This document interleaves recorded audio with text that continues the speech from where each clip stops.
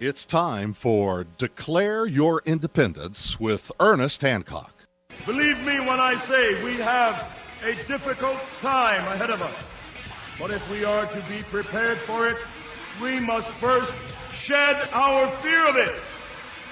I stand here without fear because I remember that I am here not because of the path that lies before me, but because of the path that lies behind me. I remember that for 100 years we have fought these machines. And after a century of war, I remember that which matters most. We are still here! Tonight, let us make them remember we are not afraid!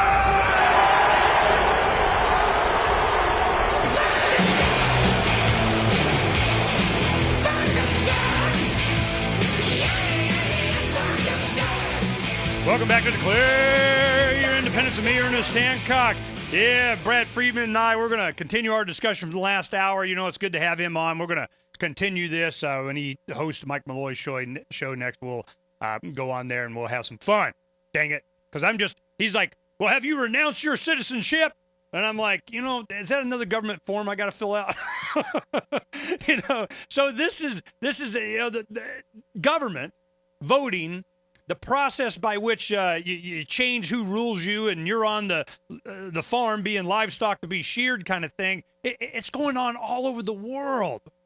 Well, we're going to check in with a place that we've been keeping track of. Now, a few times over the last few months, we've gone to check on what's going on in Honduras. And the reason is because it's such a good example of these banana republics that's going on. Where does that come? We're going to ask Dana. She'll give us a history on why it's referred to as that. I got my history lesson, but we'll see if Dana Frank can help us out. And I don't even know. Is it Dana? You got it right. Yeah. Thank you, Dana.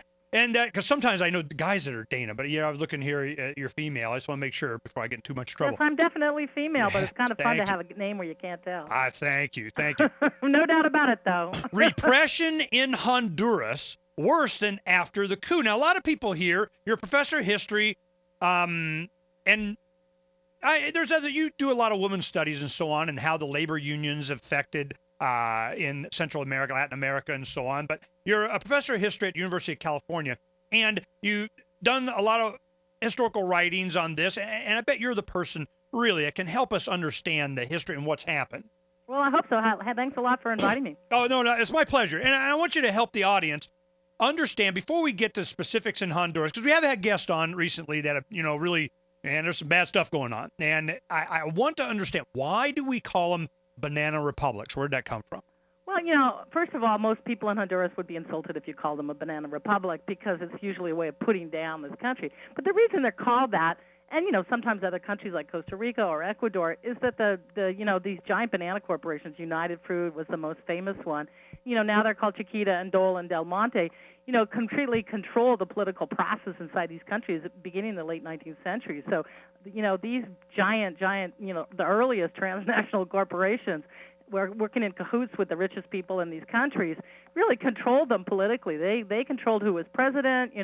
They completely exploited their workers. They were tremendously repressive, and the money was all going to, a few stockholders and private owners in New Orleans and New York. And that's why they're called banana republics, because they were, at some level, owned lock, stock, and barrel by these. Now give us the years that this happened. These banana corporations, we're talking the earlier part of the 20th century, right? No, they moved in the 1880s, 1890s. They go way back.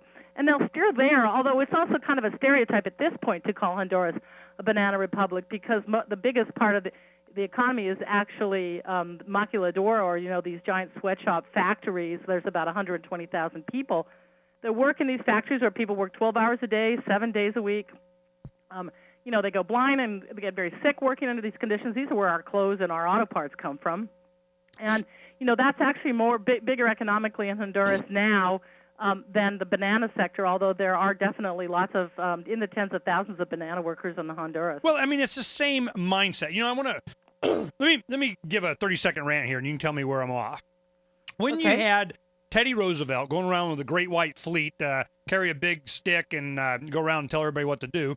When you were doing this, and it was for who? I mean, it's like now you have us going around the military, the neocon, we rule you, oil company, de la, whatever the heck. This is not new. This has been going around since the late 1800s, as you say, and it's continuing. It was like we perfected it in Latin America and went global. Well, it's not, these military interventions aren't just let's have fun playing with guns. I mean, this is really to protect what are defined as certain U.S. economic interests. But those are not your and mine economic interests. We're not getting the money out of these places, although we do get cheaper clothes and cheaper auto parts. It's not like we don't benefit up here from some of this. But in the long run, we don't, because it pulls us all down. It's not cheaper if you're spending trillions of dollars on military hardware. Absolutely. I mean, for every cheap shirt we have, they're spending $15 million on military support to a repressive regime, so those working people that are just like us, don't have a union and don't get a 40-hour work week and can't retire. And in fact, they can't work there for more than 4 or 5 years because they get so sick because there's no environment, because there's so many poisons. So, this is, when you can talk about all this militarization of the world, but it's all by the U.S., but it's also for an economic purpose. Well, Dana, I want to help you out so that we don't get too deep into our differences, but let me go ahead and, so you know who you're talking to. I think I have a sense.